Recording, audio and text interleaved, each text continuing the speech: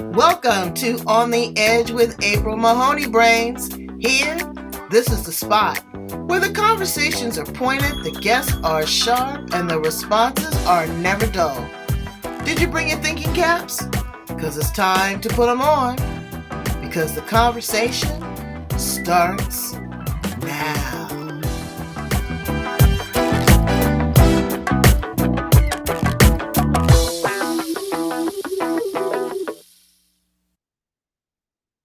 Welcome to On the Edge with April Mahoney Brains. This is the spot, the hot spot, the best podcast on the planet. We're at the place where the conversation is pointed and the guests are sharp and the responses are what? They're never dull. Today we are going to the resort community of Colorado. Oh yes, with a food truck owner. I'm going to talk to her about that food truck. But also she is working with mindset mastery and coaching. She's been able to edit, filter, and pivot. We talk to a lot of people about mindset. Everybody's definition, everybody's procedure is different. So we're going to go down this lane with Tonja Richards to see exactly what she means by that and what she's pouring into other individuals, but what she's also received. Because again, there's a cost to be a boss. I know. So let's welcome her to the edge. How are you, Tonja? Hello, brains. Hello, April. How are you? I'm feeling like $5 million. And you? Awesome. Yeah, I'm doing fabulous. All right. Well, that's half the battle, is to feel it. So many people don't feel their feelings. They get stuck. It is a choice when you wake up in the morning to say what kind of day you're going to have. Wouldn't you agree? Absolutely. Yes, your morning sets the tone for the entire rest of your day. Absolutely. And then be grateful at night for the day that you had and start preparing yourself for the next day. Tell us a little bit about how you show up in the world and how you prepare yourself every day. Oh my gosh. So I show up with absolute intention with my day. My mornings are started by journaling. I find that, being able to write down what you're thankful and grateful for and blessed, um, to share that in your journal, to get your thoughts out, to just put pen to paper. It is just such a powerful tool each morning.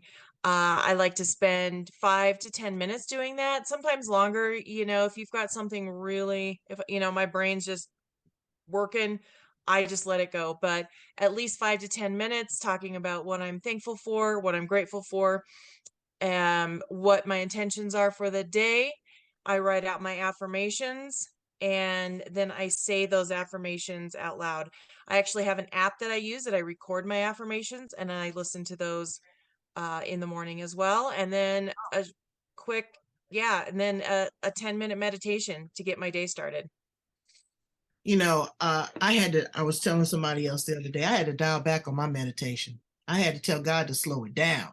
Girl, I was getting these downloads of amazing ideas. I was having all these dreams. I had a laundry list of things to do. And I was like, Lord, can you dial back and give that to me in bite-sized pieces? Because sometimes we get overwhelmed. We do. We get overwhelmed and we're continuously thinking. You do a great thing. You do a brain dump. And that's what journaling is able to take that, set it aside and say, hey, I'm going to come back to this, but these are the processes that are running through my head right now. Tell us a little bit about your history. My history.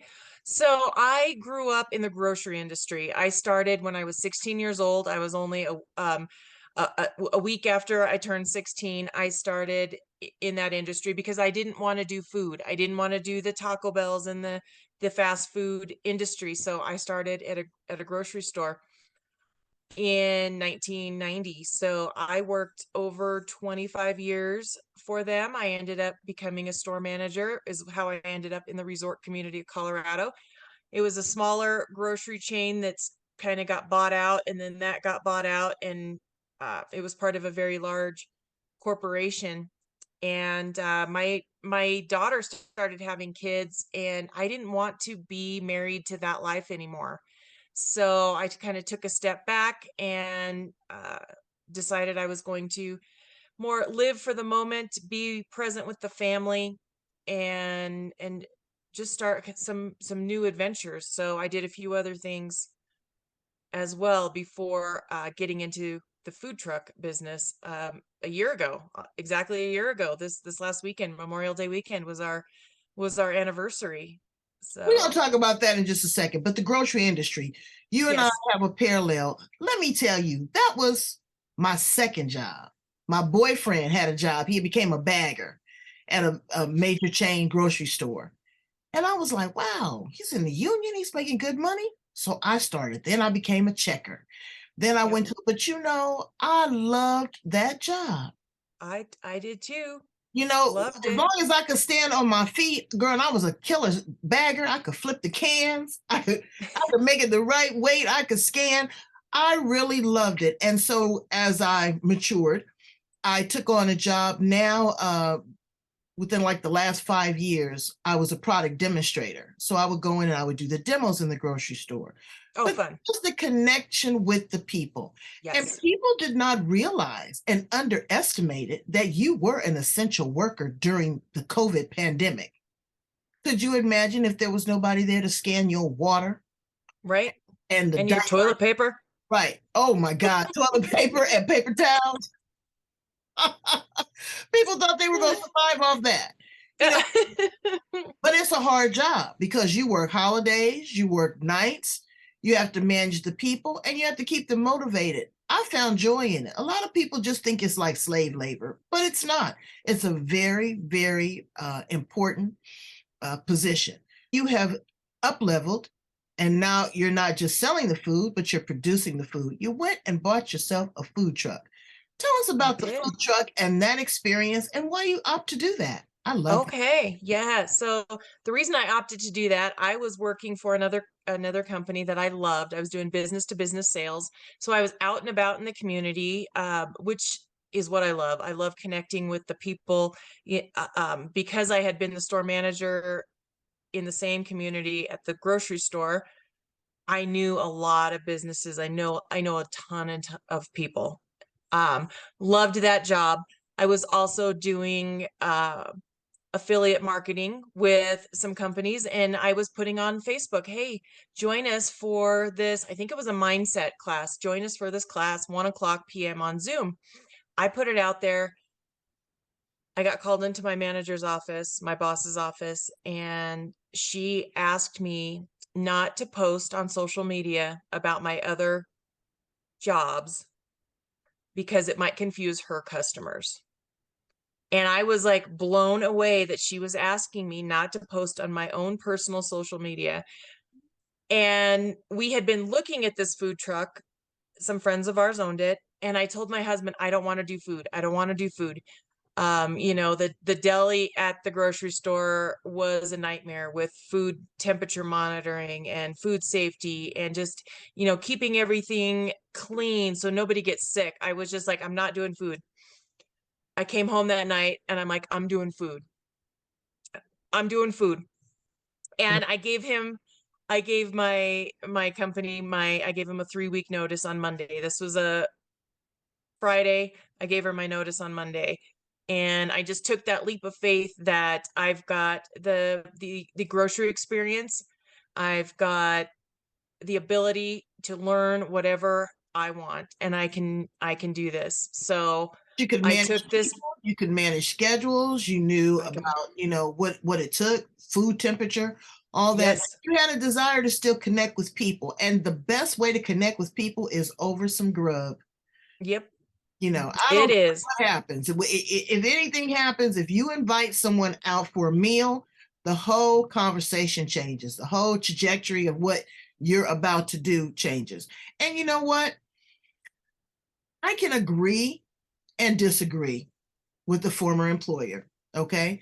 For the simple fact is that number one, I don't like her snooping on my personal that was I thought was an invasion of my personal privacy. I understand the confusion. You don't mix apples and oranges, but there might be an element of envy.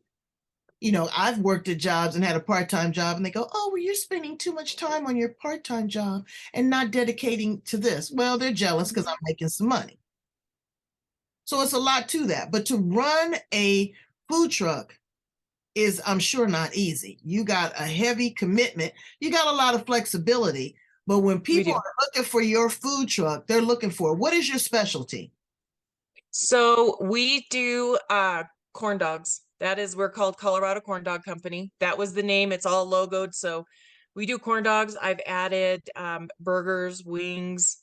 We're at a brewery full time. So I don't move very often because it's not easy. That is not easy. Whoever like moves their truck around day to day, God bless you, because that is a chore.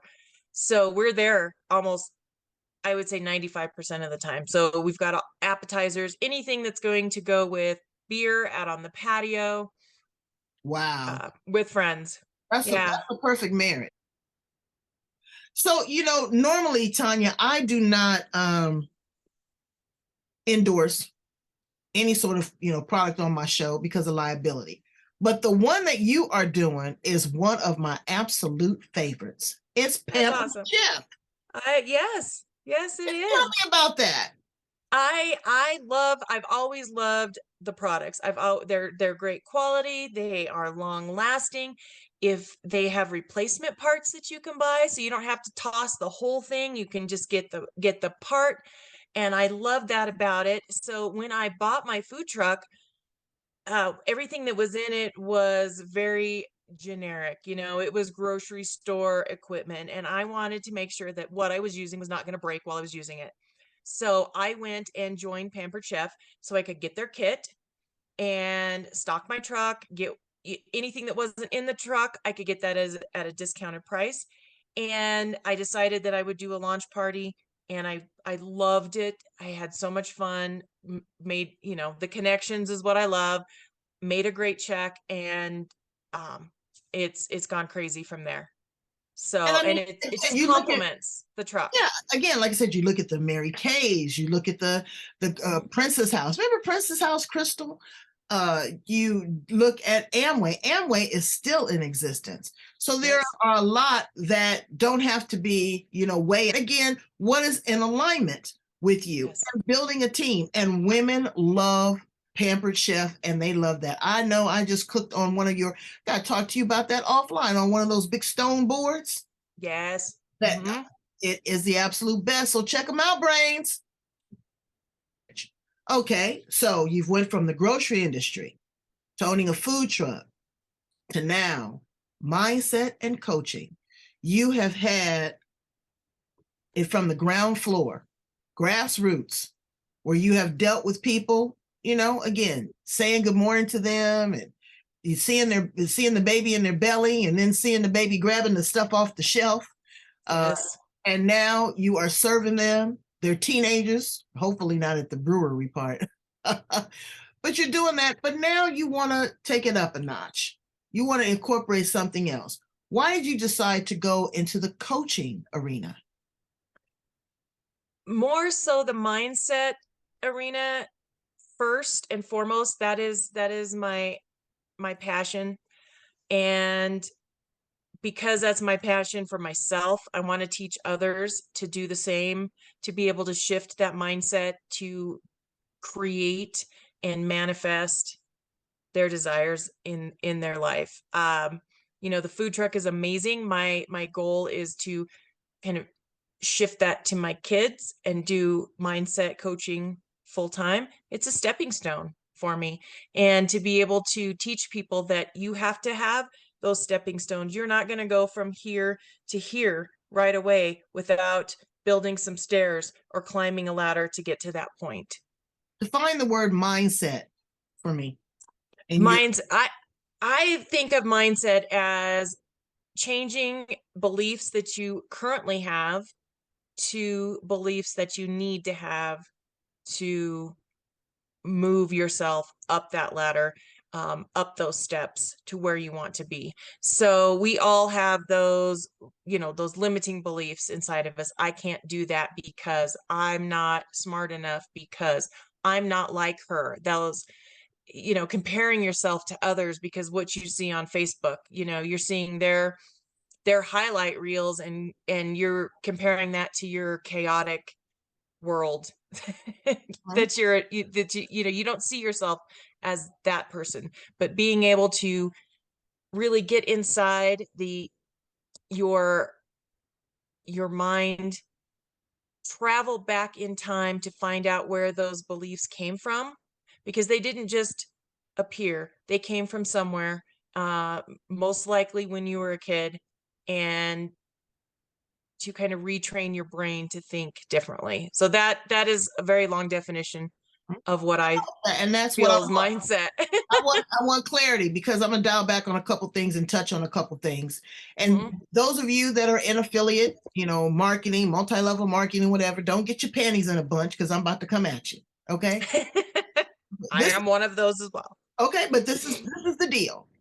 I've been there, done that, and was very successful. But Mhm. if you are a team builder, if you are a motivator, if you have aspirations and goals, you will succeed. Mhm. If you are laying there like lunch meat, you're not going to succeed.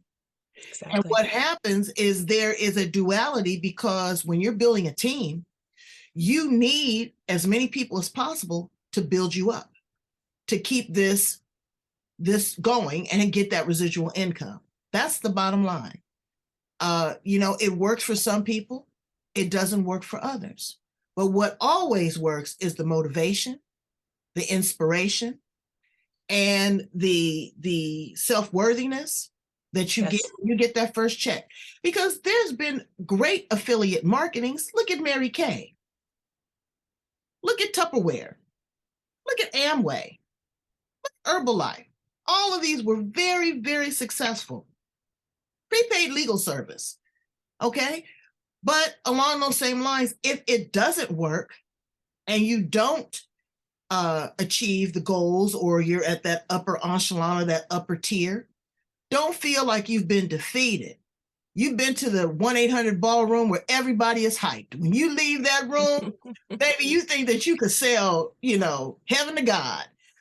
So it's a motivation. And again, it is a mindset. So I see where you get that. And I understand your definition of mindset because it's setting your mind. But now as we progress and with artificial intelligence, it has to be beyond mindset. It's got to be consciousness. We've got to be aware of what we're doing, who we're programming, what jobs are going to be expendable, what jobs are going to be able to be taken over by computers, what jobs are going to be able to be taken over by robots, and Yeah. what is your heart's desire? You're building a foundation now to leave a legacy for your children with the food truck, but there's something more that you desire in your life. And so I Yes. totally get that. I honor that and I respect that.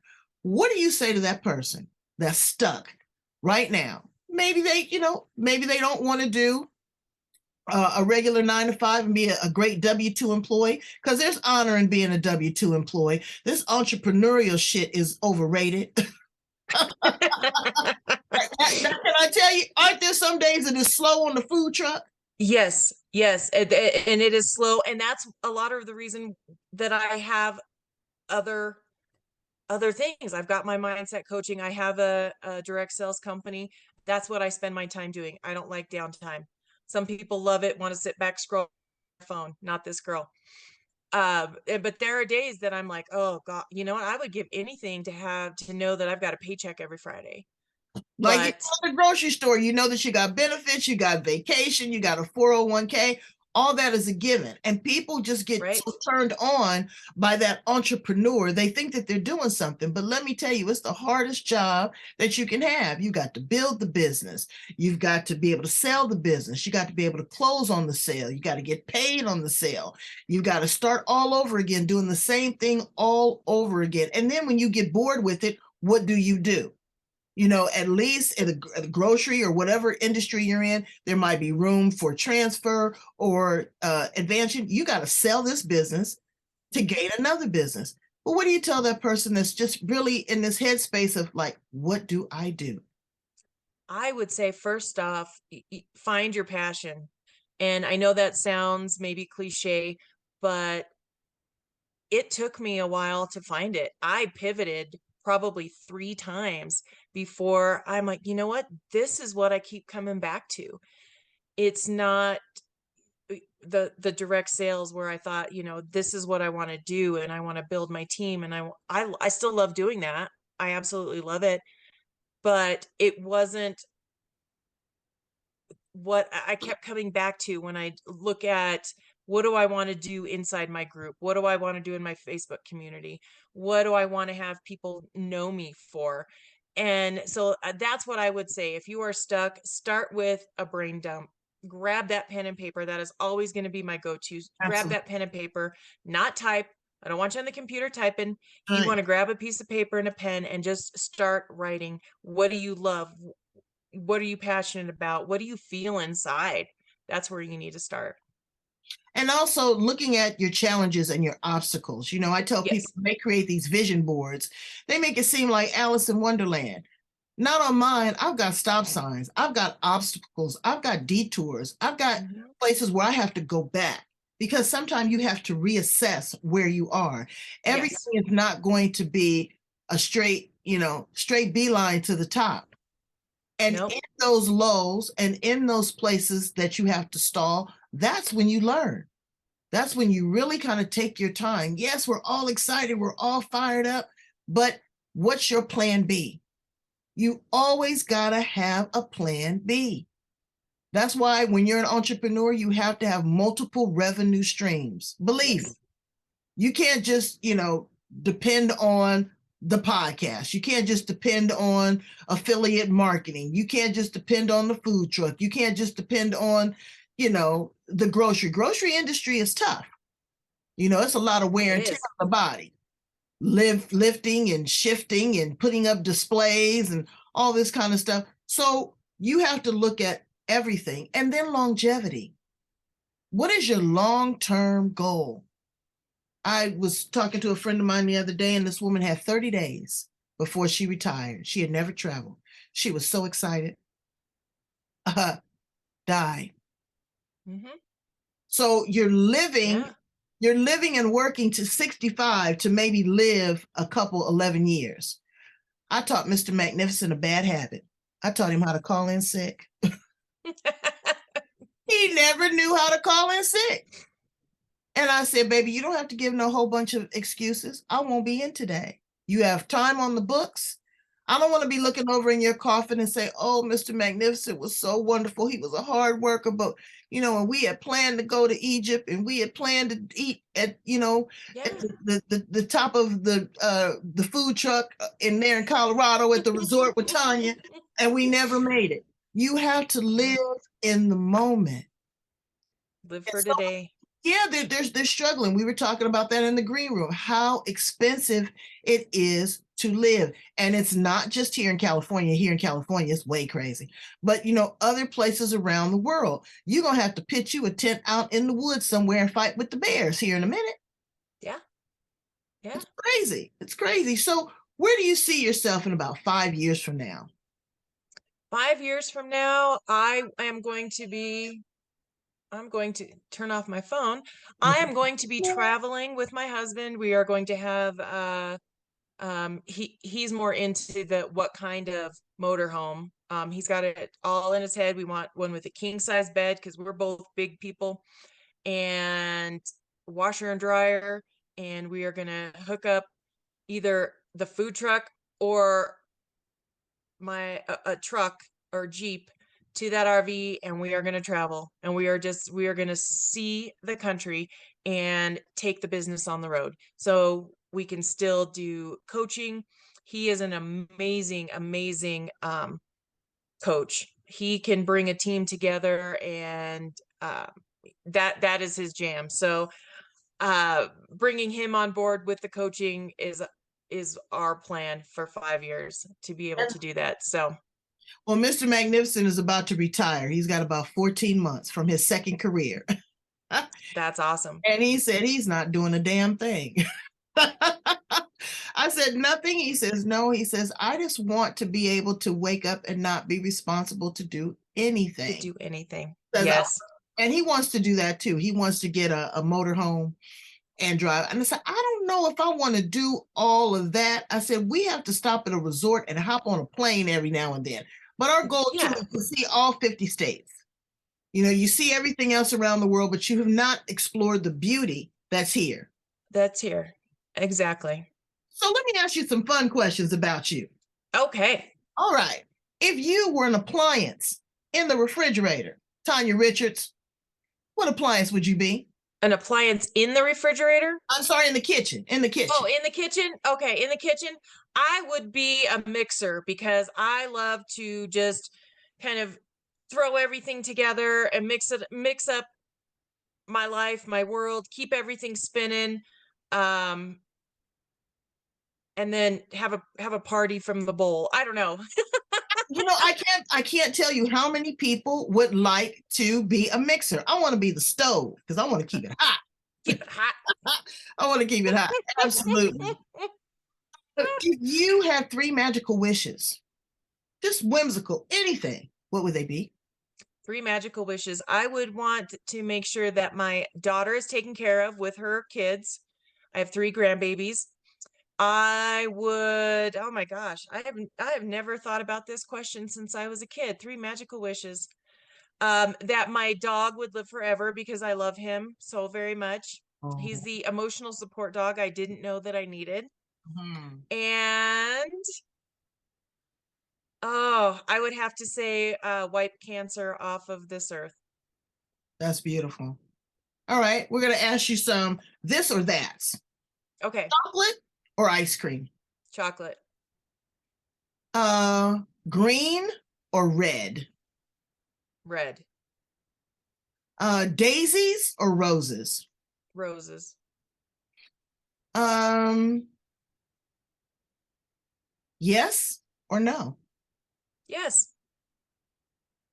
Those are very powerful answers. I like to ask people those questions because it gives me an insight to their character, to what they think about. You know, red is a very fiery color. That you are more on the yes side of making a decision than you are on the no side. That you enjoy mixing things up and not staying stuck. Yeah. So when you ask people these kind of questions, people say, oh, well, what is that all about? It's a key insight to who they are. I asked a woman one time, what kind of animal would she be? She told me she'd be a snake. I was like, damn it. I said, and why is that? She says, well, because I stay low. She says, and I know how to strike. I go after what I want. I consume it. And then I shed. I hired her because sometimes you need a snake to go in and do the things that you don't want to do. That is But awesome. but she knew who she was. Mm-hmm. So again, knowing who you are is key to knowing what you want to do. Writing things down, doing a brain dump gives you a release, but also shows you what is inside your mind. It's one thing to let it keep running around and spinning. Right. But when you can look at it, or when you have a journal and you can go back and you go back to your journal, 3 months from now, you go, wow, look at where I was and look at where I aspire to be. And I am so proud of all your accomplishments. Again, like I said, the grocery industry was one of my favorite jobs ever. Was one of my favorite places. I like the grocery store better than the mall. You can tell by my midsection. But your dreams, your aspirations, and your ability to build a team, motivate them, and also work with their mindset to keep them inspired and to be able to process things when things are difficult. Please tell my brains how to get in contact with you, Tonja. Also, where that food truck is located there in Colorado. In case Yes. football season, whatever, we want them to come by and see you. And then if you have any current offerings. Yes. So, right, you can find me at TonjaRichards.com, and it's Tanya with a J. My mom didn't know how to spell. So TONJA Richards.com. That has all of my links for, the affiliate programs, anything I'm doing inside my Facebook community, that is all there as well. Also my direct sales company, that is in there. as well. And my food truck is located in Fraser, Colorado. We are just close to Winter Park. So we're actually like adjoined to Winter Park. You don't even know you're going from one town to the next.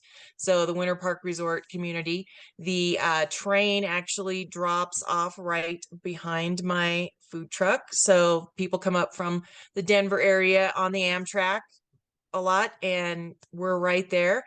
The brewery that I'm at is called Camber Brewing Company. We're right behind it, and we've got a beautiful patio. So if you are in the area, I would absolutely love to see you and say hi. Well, and get one of those amazing corn dogs and report back. Yes, they are so good. They are amazing. They are amazing. We hand dip them and Oh, fry them, wow. and they Do are you do hot any and ready. gourmet stuff like put jalapenos in them and make We a, do have jalapeno corn dogs. We do. ooh, They're and then wonderful. do an aioli sauce? Make my mouth water. And then we can do a corn dog, a chili cheese corn dog. So we put chili on the top, and then we put some cheese, and you got the corn dog underneath. I can I'm turn a sorry. corn dog into it's gourmet. Wow. All right. You are gourmet. You are the entree. Yes, you are. Thank you so much. And thank you so much, Tanya Brains. Go in, Thank you, thank you, thank check you. your mindset. Check your mindset, check your feeling, gauge your pulse, know what you want. Try to figure out what you want. Work with great people like Tonja Richards. Work with her in her affiliate marketing program. You need a little additional income.